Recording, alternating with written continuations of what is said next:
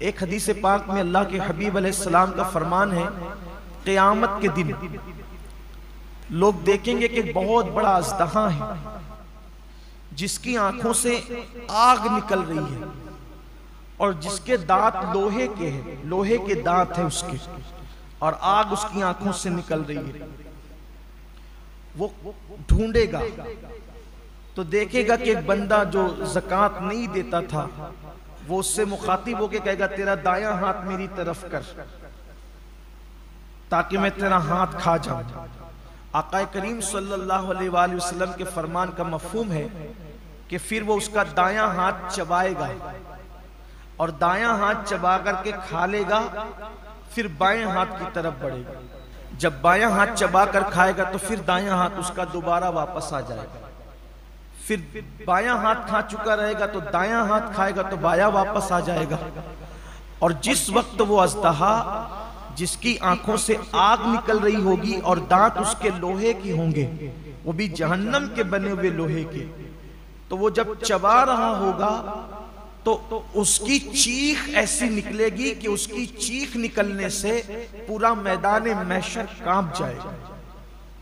आप सोचे वो चीख कैसी होगी कि पूरा मैदान महशर कांप जाएगा। तो पूछा जाएगा ये किसकी चीख है, तो इरशाद होगा कि ये उसकी चीख है कि जो दुनिया में ज़कात अदा नहीं करता। मैदान महशर कोई छोटा मोटा तो नहीं होगा, हमारे खेल के ग्राउंड की तरह या हिंदुस्तान के मैदानों की तरह तो नहीं होगा। मैदान महशर अव्वलीन और आखिरीन सब जमा होंगे, उसकी चीख कितनी बुलंद होगी उस दिन के पूरा मैदान महशर कांप जाएगा। कितनी दर्दनाक चीख होगी ज़कात नहीं देने वालों का। अच्छा, ये किसी मौलवी की डराने की बातें नहीं है, न किसी सियासी लीडर का कौल है, ये सादिकुल वादुल अमीन का फरमान है, जिसने अपनी जिंदगी में कभी अपनी मर्जी से कलाम ही नहीं किया। जबान उनकी है, कलाम खुदावंद कुद्दूस का है। तो जो वो शख्स जिसका वो हाथ चबा करके खा रहा होगा, वो अज़दहे से पूछेगा तू कौन है, तो कहेगा कि मैं तेरा माल हूं, तू मुझसे मोहब्बत करता था लेकिन मैं तुझसे मोहब्बत नहीं करता, बचा बचा के रखता था। आज माल ही की मोहब्बत में लोग ज़कात नहीं देते। कुरान मुकद्दस से खूबसूरत सा वाक़या याद आता है जिसको कुरान ने खुद बयान किया है और मुफस्सिरीन ने भी उसका जिक्र किया है। माल इंसान को कितना नीचे गिराता है, कितना घटिया सोच पैदा करता है इंसान की माल। मुफस्सिरीन फरमाते हैं कुरान मुकद्दस की तफसीर में कि मूसा अलैहिस्सलाम का एक कजिन था, कुछ लोगों ने उसको खालाजाद भाई करार दिया है लेकिन एक करीबी रिश्ता बताया है। उसका नाम था कारून, और कारून जो था वो बहुत बड़ा दौलतमंद आदमी था, मालदार आदमी था कारून। और वो तौरेत का बहुत बड़ा कारी था वो, यानी उसकी आवाज इतनी खूबसूरत थी, इतना पढ़ा लिखा बंदा था वो मूसा अलैहिस्सलाम की कौम में कि जब मूसा अलैहिस्सलाम तौरेत सुनना चाहते थे किसी अच्छी आवाज वाले से तो कारून से कहते थे तू पढ़, और कारून तिलावत करता था तौरेत शरीफ की, और मूसा अलैहिस्सलाम उससे तौरेत सुनना पसंद करते थे। यानी इससे पता चला कि रिश्ते में भी मूसा अलैहिस्सलाम का करीबी है और दीनदार भी है। भाई बेदीन से तो हजरत मूसा तौरेत नहीं सुनेंगे ना, यानी किस शान का आदमी था कारून, आप पहले ये समझ लें। लेकिन अल्लाह ने उसको बहुत दौलत दी थी, माल उसके पास इतना था, दौलत उसके पास इतनी थी कि उसकी तिजोरियों की चाबियां कई जानवरों पे लाद कर लाई और ले जाई जाती थी। इससे अंदाजा होता है कि जिसके पास चाबियां इतनी होगी तो तिजोरियां कितनी होगी, और जब तिजोरियां इतनी है तो माल कितना होगा। उस दौर में बहुत माल होगा उसके पास। कुरान ने बयान किया कि वो बहुत मालदार था। अब अल्लाह का हुक्म आया मूसा अलैहिस्सलाम पर कि आप अपनी कौम से कहे कि वो ज़कात अदा करे। ज़कात देना है 2.5% माल से। तो मूसा अलैहिस्सलाम ने अपनी कौम से कहा कि भाई अब अल्लाह का ये कानून आया है कि जो मालदार लोग हैं वो अपने माल से गरीब लोगों को 2.5% ज़कात निकालेंगे। तो छोटे मोटे मालदार लोग थे, उन्हें तो कोई प्रॉब्लम ही नहीं था, उन्होंने तो देना ही था। सबसे बड़ा जो मालदार था वो कारून था। कारून ने कहा कि मैं कल सोच के बताता हूं। ये सोच के बताना ये शैतानी चक्कर, मुसलमान की जिम्मेदारी है अल्लाह के, और कोई सोच नहीं, कोई फिक्र नहीं, कुछ नहीं, हुक्म आया सरे तस्लीम खम, वरना अंजाम बुरा है। तो कहा मैं सोच के बताता हूं। फिर वो गया घर, सोचने लगा इतनी दौलत, उसका 2.5% कितना होगा। जैसे आज करोड़पति लोग कहते हैं ना, लाखों निकल जाएगा मेरा, लाखों। अरे करोड़ों तो दिया अल्लाह ने है ना, लाखों निकला तो तूने दिया क्या। और उस पे वादा भी है, एक देगा तो मैं कम से कम 10 दूंगा, कम से कम 70 दूंगा, 700 दूंगा, और अगर नियत में और खुलूस है तो मैं तुझे बेहिसाब अता करूंगा। मिलना है वो दुनिया में ही वापस, दुनिया में पहले मिलेगा, आखिरत में तो मिलना ही मिलना है। शैतान के मक्र फरेब में मत पड़ो। कुरान में अल्लाह फरमाता है शैतान तुम्हें गुर्बत का खौफ दिलाता है। अल्लाह की राह में खर्च करते हो ना, तो तुम्हें क्या रह जाएगा तेरे पास। अरे क्या रह जाएगा, क्या उसका करम होगा। तो जिसने इतना दिया है, जब उसकी राह में दोगे तो वो और अता करेगा। मैंने एक बहुत बड़े बुजुर्ग को ये बात कहते हुए सुना है कि देने वाला कभी गरीब नहीं होता, बस अच्छी नीयत से वो अल्लाह की राह में देना शुरू करे, कभी गुर्बत उसके पास नहीं आएगी। फिरौन पर अल्लाह ने अजाब नाजिल नहीं किया उस वक्त तक जब तक फिरौन भूखों को खाना खिलाता रहा। सामरी जिसने बछड़ा बनाया था, पीतल का बछड़ा, और जिसने शिर्क को गोया के आम करने में बनी इसराइल की मदद की थी, पूरी कौम पे अजाब आया, सामरी पर नहीं आया। हजरत मूसा अलैहिस्सलाम ने कहा अल्लाह ये तो बड़ा मुनाफिक है, बछड़ा तो इसी ने बनाया था, ये ना बनाता तो लोग उसकी पूजा क्यों करते। अल्लाह ने फरमाया हम जानते हैं कि बड़ा मुजरिम ये है, लेकिन इसकी खुसूसियत है ये गरीबों पे खर्च करता है, गरीबों पे खर्च करता है, इसलिए काफिर होने के बावजूद भी हमने इसका अजाब मुअख्खर कर दिया। अजाब तो देंगे लेकिन जल्दी नहीं देंगे, क्योंकि लोगों पे खर्चा करता है।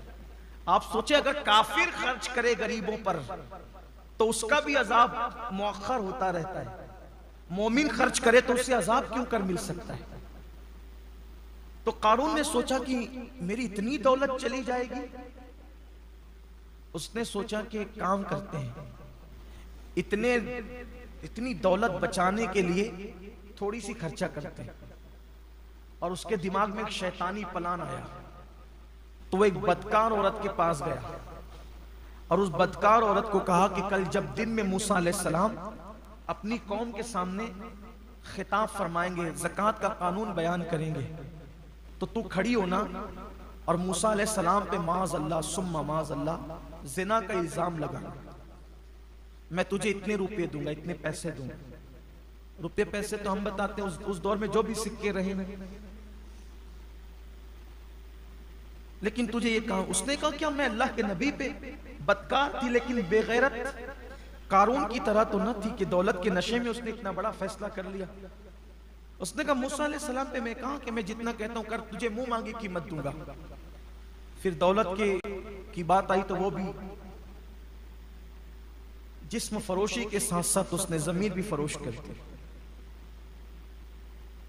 जब सुबह हुई, मूसा अलैहिस्सलाम की महफिल फिर सजी। इससे पहले कि ज़कात का उन्वान निकलता, कारून खड़ा हो गया। एक मसला पूछना है, अगर कोई जिना करे शादीशुदा, उस पे क्या सजा होगी। मूसा अलैहिस्सलाम ने फरमाया कि उसको संसार किया जाए, पत्थर से मार मार कर उसको मार डाला जाए। इस्लामी हुकूमत में यही सजा है, अगर इस्लामी हुकूमत हो तो यही सजा है।